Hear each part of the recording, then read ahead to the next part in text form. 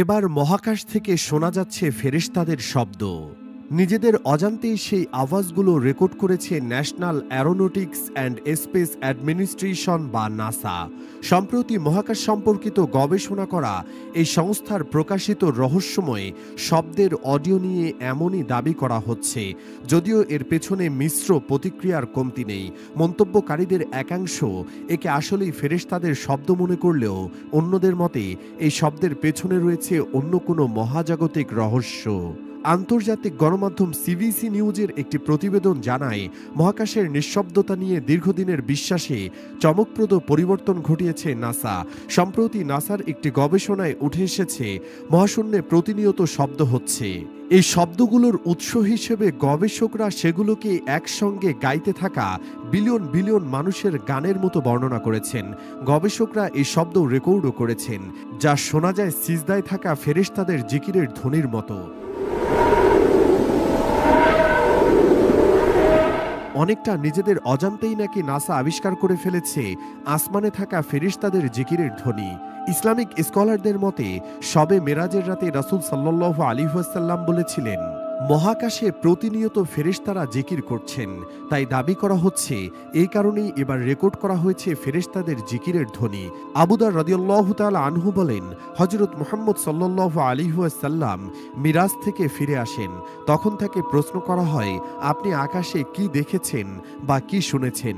উত্তরে তিনি বলেন, আমি যা দেখেছি তোমরা তা দেখো না, আর আমি যা শুনেছি তোমরা তা শোনো না। আকাশে প্রচণ্ড কাঁপুনির শব্দ হচ্ছে, আর তা হওয়ার কারণ আছে আকাশের 4 আঙ্গুল পরিমাণের জায়গাও খালি নেই। সবখানেই ফেরেশতারা সিজদায় আছেন আর আল্লাহর জিকির করছেন। নবীজি সাল্লাল্লাহু আলাইহি ওয়াসাল্লাম হাদিসটিতে প্রচণ্ড ঝাঁকুনির মতো শব্দ হচ্ছে বলেন। আর ধারণা করা হতো মহাকাশ যেহেতু একটি বায়ুশূন্য স্থান, তাই সেখানে শব্দ হওয়া সম্ভব না। কিন্তু মহাকাশ গবেষণা কেন্দ্র নাসার একাধিক গবেষণায় বর্তমান সময়ে এটা প্রমাণিত যে মহাকাশের শব্দ হচ্ছে। এদিকে সংস্থাটির আওয়াজ ইউনিভার্স ইজ নট সাইলেন্ট অথবা লিসেন টু দ্য ইউনিভার্স শীর্ষক প্রতিবেদনে দেখানো হয়েছে কিভাবে মহাকাশে শব্দ হয়।